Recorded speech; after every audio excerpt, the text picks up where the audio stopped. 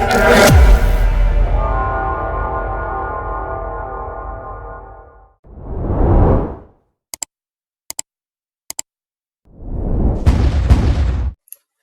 everyone, welcome back Tricks of the Trading Tamil. என்னோட name Karthik.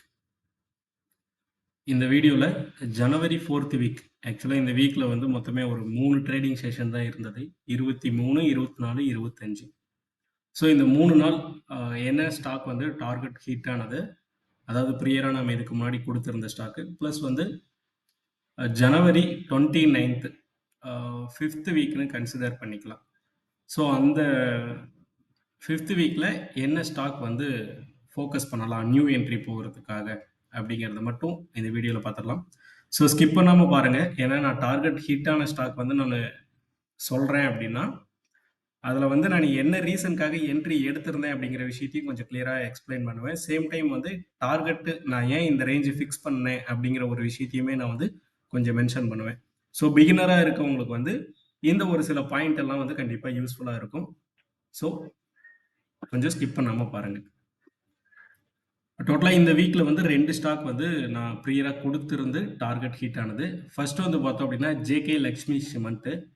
இந்த ஸ்டாக்ல வந்து ஒரு 22%, 22.5% வந்து டார்கெட் கொடுத்துருந்தோம். அது பர்ஃபெக்டாக ஹிட் ஆயிடுச்சு. நெக்ஸ்ட் வந்து பார்த்தோம் அப்படின்னா ஜைடஸ் லைஃப் சயின்சஸ். ஸோ இந்த ஸ்டாக்கும் பார்த்தோம் அப்படின்னா ஒரு 13% வந்து 13.34% வந்து டார்கெட் எய்ம் பண்ணியிருந்தது, பர்ஃபெக்டாக ஹிட் ஆயிடுச்சு. இந்த 2 ஸ்டாக்குமே வந்து நான் ப்ரியாரிட்டி குரூப்பில் தான் கொடுத்துருந்தேன். ஸோ இது நான் ஏன் என்ட்ரி எடுத்திருந்தேன் அப்படிங்கிற ஒரு விஷயத்த சொல்லிடுறேன். ஜைடஸ் லைஃப் சயின்சஸை பொறுத்தவரை ஒரு ட்ரெண்ட் லைன் சப்போர்ட் எடுத்துகிட்டு கீப்பான இந்த ட்ரெண்ட் லைன் சப்போர்ட் எடுக்கும்போது எல்லாமே பவுன்ஸ் ஆகிட்டே இருந்தது. ஸோ ஆல்ரெடி நம்ம வந்து இது ப்ரியாரிட்டி குரூப்பில் ஒரு எனக்கு தெரிஞ்சு நவம்பர் 2nd வீக் 3rd வீக்கில் நான் ஆல்ரெடி ஜைடஸ் வந்து ப்ராஃபிட் புக் பண்ணியிருந்தேன் அப்படின்னு சொல்லிட்டு ஒரு வீடியோ வந்து போட்டிருப்பேன். அதில் பார்த்துருந்தீங்கனாலே உங்களுக்கு தெரியும். ஸோ இப்போ அகைன் வந்து ஜைடஸில் வந்து நம்ம என்ட்ரி எடுத்திருந்தோம். ஸோ அது எதை பேஸ் பண்ணி எடுத்திருந்தோம் அப்படின்னா கைண்ட் ஆஃப் ஒரு எக்ஸ்பேண்டிங் ஃப்ளாக் பேட்டர்ன் வந்து பிரேக் அவுட் கொடுத்துருந்தது. ஸோ அதை பேஸ் பண்ணி நம்ம என்ட்ரி எடுத்திருந்தோம். நம்ம என்ட்ரி எடுத்த ப்ரைஸ்னு பார்த்தோம் அப்படின்னா 657 ரூபாய், 744 ரூபா வந்து டார்கெட் எய்ம் பண்ணியிருந்தோம், ஒரு 13%. ஸோ இந்த டார்கெட் நான் ஏன் எய்ம் பண்ணேன் அப்படின்னா ப்ரிவியூஸ் இருக்கக்கூடிய இந்த 2 ரெசிஸ்டண்ட்டை கனெக்ட் நான் பண்ணேன் அப்படின்னா சேம் இந்த ட்ரெண்ட் லைன் வந்து அகைன் ரெசிஸ்டண்ட்டாக ஆக்ட் ஆகிறதுக்கு வாய்ப்பு இருக்கும் அப்படிங்கிற ரீசனுக்காக வந்து நான் இதை மட்டும் என்னோட டார்கெட்டாக எய்ம் பண்ணிடுறேன். அது பர்ஃபெக்டாக நான் எதிர்பார்த்த மாதிரியே அந்த ட்ரெண்ட் லைன் டச் பண்ண உடனே ரிஜெக்ஷன் கொடுத்தது. ஸோ இது வந்து 13%. இது வந்து நேத்தே ப்ராஃபிட் புக் பண்ணியாச்சு. ஜனவரி 24 புதன்கிழமையே வந்து டார்கெட் ஹிட் ஆயிடுச்சு. நெக்ஸ்ட் வந்து பார்த்தோம் அப்படின்னா JK Lakshmi cement. JK Lakshmi சிமெண்ட்டை பொறுத்தவரை இது கொஞ்சம் வீக்லி டைம் ஃப்ரேமில் காட்டினா கொஞ்சம் கிளியராக இருக்கும்னு நினைக்கிறேன். ஸோ இதுதான் ஆக்சுவலாக பேட்டர்ன் வைஸ்னு பார்த்தோம் அப்படின்னா இது வந்து kind of symmetrical triangle pattern phase வந்து பிரேக் அவுட் கொடுத்தது. நார்மலாக வந்து ஒரு பேட்டர்ன் நான் கொடுக்குறேன் அப்படின்னா அட்லீஸ்ட் ஒரு ட்ரெண்ட் லைன் ரிஜெக்ஷன் அல்லது ட்ரெண்ட் லைன் சப்போர்ட்டுங்கிறது ஒரு 3 முறை இருந்தால் பெட்டராக இருக்கும் அப்படிங்கிற ஒரு விஷயத்தை நான் மென்ஷன் பண்ணுவேன். பட் ஆனால் இந்த இடத்துல வந்து 2 ரிஜெக்ஷன் தான் கொடுத்துருந்தது. பட் ஆனால் இதில் என்ட்ரி எடுத்துருந்தோம். ரீசன் என்ன அப்படின்னா இந்த பேட்டர்னுக்கு இன்சைடில் பார்த்தோம் அப்படின்னா ஒரு மைனரான ஒரு கன்சாலிடேஷன், அதாவது இது பெரிய சைஸ் பேட்டர்ன், அதாவது இது வந்து ஒய்னு வச்சுக்கோங்க இந்த பெரிய பேட்டர்னு. ஸோ இதுக்குள்ளே இருக்கக்கூடிய மைனர் வந்து பார்த்தோம் அப்படின்னா எக்ஸ்ன்னு கன்சிடர் பண்ணிக்கோங்க. இந்த எக்ஸுங்கிறது வந்து பார்த்தோம் அப்படின்னா இந்த பேட்டர்னுக்குள்ளே கிரியேட் ஆன ஒரு மைனர் கன்சாலிடேஷன்.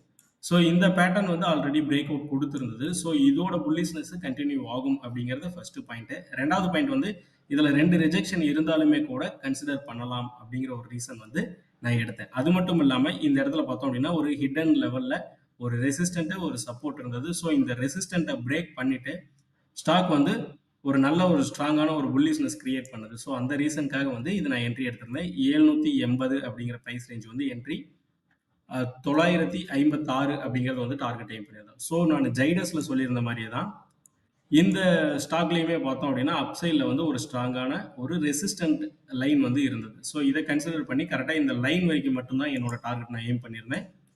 ஒரு 22% பர்ஃபெக்டாக இந்த ஸ்டாக்குமே அந்த லைன் டச் பண்ணிட்டு ரிஜெக்ட் ஆயிடுச்சு. ஸோ இந்த ஸ்டாக் நான் எப்போ கொடுத்துருந்தேன் அப்படிங்கிற ஒரு விஷயத்தை பார்த்தலாம். இந்த 2 ஸ்டாக்குமே வந்து நான் ப்ரியாரிட்டி குரூப்பில் தான் கொடுத்துருந்தேன். ஜென்ரல் குரூப்லேயோ அல்லது வீடியோலையோ நான் எங்கேயுமே கொடுக்கல. ஸோ அது நான் ஷோ பண்ணிடுறேன். ஓகே, இன்னைக்கு வந்து இது அப்டேட் பண்ணியிருந்தது. நான் ஸ்க்ரோல் பண்ணேன் அப்படின்னா மேலே நம்ம கொடுத்துருந்த ஸ்டாக் வந்து ஷோ ஆகும். ஸோ அதனால நான் இது பண்ணல. ஓகே, நவம்பர் 6ஆம் தேதி வந்து ஜேகே லக்ஷ்மியை வந்து நம்ம கொடுத்துருந்தோம். ஜேகே லக்ஷ்மி சிமெண்ட் வந்து நம்ம கொடுத்துருந்தோம். 782 அப்படிங்கிறது வந்து நம்மளோட என்ட்ரி, 956 அப்படிங்கிறது வந்து நம்மளோட டார்கெட்டு. ஆக்சுவலாக இதுதான் வந்து இந்த 22.5% வந்து ப்ராஃபிட் புக் பண்ணியிருந்தது. நெக்ஸ்ட் ஸ்டாக் இது நான் என்ட்ரி எடுத்திருந்தப்போ நானும் அந்த ஸ்க்ரீன்ஷாட் போட்டிருந்தேன். ஸோ நிறைய பேர் கேட்டிருந்தீங்க நான் என்ட்ரி எடுக்கிறனா இல்லையான்னு சொல்லிட்டு. நான் கொடுக்கக்கூடிய ஸ்டாக் எல்லாமே நான் என்ட்ரி எடுக்க போகிறது கிடையாது. ஏன்னா அந்த அளவுக்கு என்கிட்ட கேபிட்டலுமே இல்லை. ஸோ இந்த இடத்துல பார்த்தீங்க அப்படின்னா கூட உங்களுக்கு தெரியும், நான் இதில் வந்து ஒரு 15,000 மட்டும் தான் நான் இன்வெஸ்ட் பண்ணியிருந்தேன். ஸோ அவ்வளோதான் என்னால் பண்ண முடியும். என்கிட்ட இருக்கக்கூடிய கேபிட்டல் ரொம்ப மினிமலாக தான் இருக்குது. ஸோ அதனால் ஏன்னா பிஎன்எல் எல்லாம் நிறைய பேர் கேட்குறீங்க. சம்டைம் நான் என்ன பண்ணுவேன் அப்படின்னா, ஒரு 100 ஸ்டாக் 200 ஸ்டாக் நான் ஒரு இதில் ஸ்கிரிப்டில் வாங்குறேன் அப்படின்னா, இன் பிட்வீனில் ஒரு மைனர் ப்ராஃபிட் அல்லது ஃபஸ்ட்டு டார்கெட்லேயே பார்த்தோம் அப்படின்னா ஒரு சர்டன் பர்சன்டேஜ் வந்து நான் ப்ராஃபிட் புக் பண்ணிட்டு வெளியே எடுத்துருவேன். ஸோ அப்போ வந்து என்னோட பிஎன்எல் நான் ஷோ பண்ணும்போது அது ப்ராப்பரான என்ட்ரி ப்ரைஸும் கரெக்டாக இருக்காது. சேம் டைம் வந்து பார்த்தோம் அப்படின்னா எக்ஸிட் ஆன ப்ரைஸும் வந்து பர்ஃபெக்டாக நான் கொடுத்துருந்த டார்கெட்டில் இருக்காது. சம்திங் அந்த லிட்டில் பிட் வந்து டிஃப்ரெண்ட் வரும். ஸோ அந்த ரீசனுக்காக தான் வந்து என்னோட இது காட்டல. சம்திங் இப்போ கொஞ்சம் ஸ்டாக் எல்லாம் நியர்பை நான் வச்சுட்டு இருக்கிறதுல ஒரு 4-5 ஸ்டாக் வந்து எதுவும் நடுவில் சேஞ்சஸ் இல்லாமல், அதாவது வித்துட்டு வாங்காமல் ஹோல்டு பண்ணிட்டு இருக்கேன். ஸோ அந்த ஸ்டாக் வந்து அப்கமிங் டேஸில் வந்து நான் லைவ் பிஎன்எல்ஏ நான் காட்டிடுறேன். நெக்ஸ்ட் வந்து பார்த்தோம் அப்படின்னா ஜைடஸ் லைஃப் சயின்சஸ். ஸோ இது நம்ம கொடுத்துருந்தது வந்து டிசம்பர் 7ஆம் தேதி வந்து கொடுத்துருந்தது. இந்த 2 ஸ்டாக்குமே நான் வந்து ப்ரியாரிட்டி குரூப்பில் தான் கொடுத்துருந்தேன்.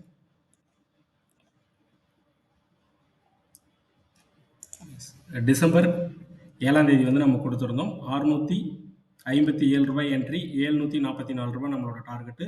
ஒரு 13% பர்ஃபெக்டாக டார்கெட் ஹிட் ஆயிடுச்சு. ஓகே, நெக்ஸ்ட் நான் இதில் வந்து இன்னொரு விஷயம், இந்த ஸ்டாக் பார்த்தோம் அப்படின்னா லாஸ்ட் மினிட்ல தான் நம்ம கொடுத்துருந்தோம். ஸோ அது பார்த்தீங்க அப்படின்னாலுமே கூட பை பண்ணுறதுக்கு உண்டான டைம் கிடைச்சிருந்தது. பை பண்ணியிருக்காங்க நம்ம டீமில் இருக்கவங்க கூட. ஓகே, நெக்ஸ்ட் இப்போ இந்த ஜனவரி 5th வீக் சொன்னோம் பார்த்தீங்களா. ஸோ இந்த வீக் வந்து என்ன ஸ்டாக் ஃபோக்கஸ் பண்ணலாம் அப்படின்னு சொல்கிறதுக்கு முன்னாடி இந்த ப்ரியாரிட்டி குரூப்லேயே நான் ஒரு சில விஷயத்தை காட்டிடுறேன். ஒரு விஷயம் நான் காட்டிடுறேன். ஸோ ஆல்ரெடி நம்ம என்ட்ரி எடுத்திருந்த ஸ்டாக் தான் இப்போ அகைன் நம்ம என்ட்ரி போக போகிறோம். ஏன்னா நான் அந்த இப்போ ப்ரெசண்ட்டாக இருக்கக்கூடிய சார்ட்டு பார்க்கும்போது கொஞ்சம் வித்தியாசம் இருக்கும். ஸோ அந்த பழைய சார்ட்டில் வந்து நான் என்ன ரீசனுக்காக என்ட்ரி எடுத்தேன் அப்படிங்கிற ஒரு விஷயத்தை நான் மென்ஷன் பண்ணிடுறேன். இது ஆக்சுவலாக October 3 வந்து நம்ம என்ட்ரி எடுத்திருந்தது. 2023 October 3 வந்து காதிம் இந்தியா லிமிடெட். ஸோ இந்த ஸ்டாக்கோட ஸ்ட்ரக்சர் பார்க்கும்போதே தெரியும், kind of symmetrical triangle pattern phase வந்து பிரேக் அவுட் கொடுத்துருந்தது. 320 ரூபா அப்படிங்கிற ப்ரைஸ் ரேஞ்சில் என்ட்ரி எடுத்திருந்தோம். 490 அப்படிங்கிற ப்ரைஸ் ரேஞ்ச் வந்து டார்கெட் எய்ம் பண்ணியிருந்தது. ஆக்சுவலாக இந்த ஸ்டாக் வந்து அட் ப்ரெசென்ட் ஹோல்டிங் நம்ம ப்ரியாரிட்டி மெம்பர்ஸோட ஹோல்டிங்கில் இருந்துட்டு தான் இருக்குது. ஸோ இது பிரேக் அவுட் டைமில் நம்ம எடுத்திருந்தோம் 320 அப்படிங்கிற ப்ரைஸ். ஸோ இப்போ இதே ஸ்டாக் தான் இப்போ அகைன் வந்து நம்ம என்ட்ரி போகிறோம். ஸோ இப்போ வந்து பார்த்தோம் அப்படின்னா லாஜிக் கொஞ்சம் டிஃப்ரெண்ட் இருக்குது. ஸோ அதுக்காக தான் ஃபர்ஸ்ட் நம்ம என்ன ரீசனுக்காக என்ட்ரி எடுத்தோம் அப்படிங்கிற விஷயத்தை நான் இங்கே ஷோ பண்ணிட்டு இப்போ ப்ரெசென்ட்டாக நியூ என்ட்ரியில் நம்ம என்ன ஃபோக்கஸ் பண்ண போகிறோம் அப்படிங்கிற ஒரு விஷயத்தை நான் சொல்கிறேன்.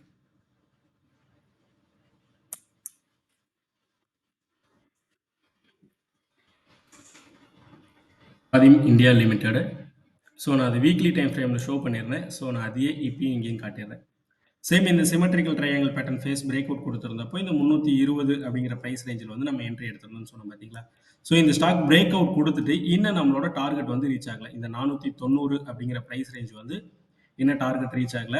அதுக்கு முன்னாடியே பார்த்தோம் அப்படின்னா ஸ்டாக் வந்து ஒரு பிரேக் அவுட் கொடுத்துட்டு ஒரு கன்சாலிடேஷன், இந்த அப் இன்னும் கம்ப்ளீட் பண்ணுறதுக்கு முன்னாடி ஒரு நல்ல ஒரு மைனர் கன்சாலிடேஷன் வந்து கொடுத்துட்டு இருக்கு. மைனர் கன்சாலிடேஷன் சொல்லிட முடியாது, அக்டோபர்லேருந்து இன்னும் கன்சாலிடேஷன்லேயே தான் இருந்துட்டு இருக்கு. ஒரு சின்ன ப்ராஃபிட் மட்டும் அரௌண்ட் ஒரு 20% அந்த ரேஞ்ச் மட்டும் தான் ஏறி இருக்கு. 23% வந்து இது வரைக்கும் இந்த ஸ்டாக் ஏறி இருக்கு. இப்போ இந்த ஸ்டாக் இந்த கன்சாலிடேஷன் கம்ப்ளீட் ஆகிட்டு ஒரு சப்போர்ட் எடுத்தது பார்த்தீங்களா. ஸோ இந்த ஜோன் வந்து ப்ரியராக இதுக்கு முன்னாடி கிரியேட் ஆன இந்த 2 ரெசிஸ்டன்ட், இந்த ரெசிஸ்டன்ட்டு எப்பயுமே ஒரு பேட்டர்ன் வந்து பிரேக் அவுட் கொடுக்குது அப்படின்னா இதுக்கு முன்னாடி எந்த ஜோன் வந்து ரெசிஸ்டண்ட்டாக ஆக்ட் ஆனதோ ஒன்ஸ் இந்த ரெசிஸ்டண்ட்டை பிரேக் பண்ண வாட்டி அகைன் வந்து இந்த ஜோன் வந்து சப்போர்ட்டாக எடுக்கிறதுக்கு உண்டான வாய்ப்பு நிறையவே இருக்கும். ஸோ அதுதான் resistant become support become resistant அப்படின்னு சொல்லிட்டு ப்ரைஸ் ஆக்ஷனில் வந்து சொல்லுவாங்க. ஓகேங்களா. ஸோ இப்போ அதே லாஜிக் தான் இந்த இடத்துல நமக்கு கிரியேட் ஆயிருக்கு. இந்த ரெசிஸ்டன்ட் இருந்த ஜோனு இப்போ பிரேக் பண்ணிட்டு இப்போ ஒரு ரீடெஸ்ட் சப்போர்ட் எடுத்திருக்கு. சரிங்களா. இது வந்து புல்லிஷ்க்கு உண்டான first point. Already higher time frame weekly time ஃப்ரேமில் இந்த சிமெட்ரிக்கல் ட்ரையாங்கிள் பேட்டர்ன் ஃபேஸ் வந்து பிரேக் அவுட் கொடுத்துருக்கு. ஸோ இது வந்து 2வது பாயிண்ட்டு. சரிங்களா? தேர்டு, இப்போ நான் டே டைம் ஃப்ரேம் ஓப்பன் பண்ணிடுறேன். ஸோ இந்த ப்ரொஜெக்ஷன் வந்து நான் கொஞ்சம் சைடில் மூவ் பண்ணிடுறேன்.